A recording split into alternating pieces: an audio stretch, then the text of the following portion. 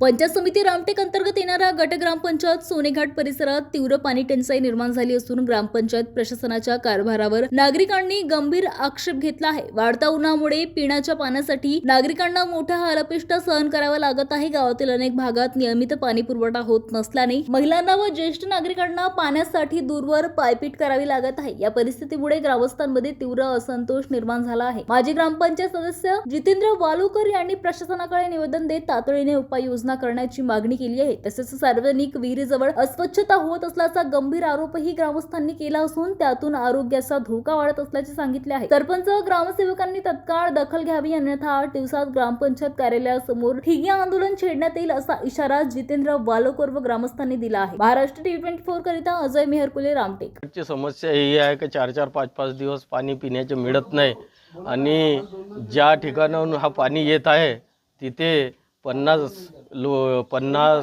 जसे पतेरे म्हणजे भट्टेवाले लेबर तिथे आंघोळी करतात, संडास करतात आणि तो आंघोळीच्या आणि संडासच्या पाणी या सर्व नागरिकांना पिण्याकरता सोडत आहे आणि आमच्या आरोग्याची ही ग्रामपंचायत छळ करत आहे। याच्या सरपंच सचिव यांना वारंवार सांगूनसुद्धा ही ऐकत नाहीत आणि शासनाने याची दखल घ्यावी आणि जर का आमच्या आरोग्याला जर काही झालं तर याचे जबाबदार कोण राहील?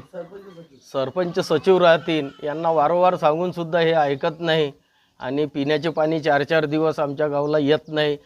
गट ग्रामपंचायत सोनेघाट सदस्य राहताना आम्ही सभागृहामध्ये आवाज उठवतो पाण्यासंदर्भात, पण तरीही आमच्या पाण्याची काही समस्या सुटेना।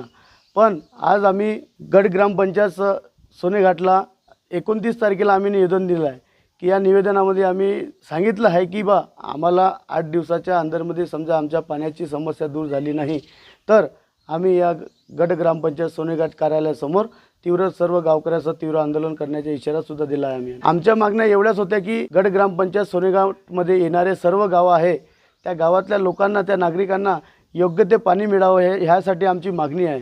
पण सरपंच, उपसरपंच, सचिवाच्या हलगर्जीमुळे आमच्या गावाच्या सर्व नागरिकांना पिण्याचे पाणी बरोबर मिळत नाही। 4-4 दिवस नळ येत नाही, 5-5 दिवस नळ येत नाही आणि सर्व गावातले लोक आमच्याशी संपर्क साधून आम्हाला ते ज्या भाषेमध्ये बोलतात आम्ही ते शब्द जे आमच्या सरपंच उपसरपंचाला सांगतो आणि ते लोक आमचे कोणतेही शब्द आमच्या मार्गी लावून घेत नाही।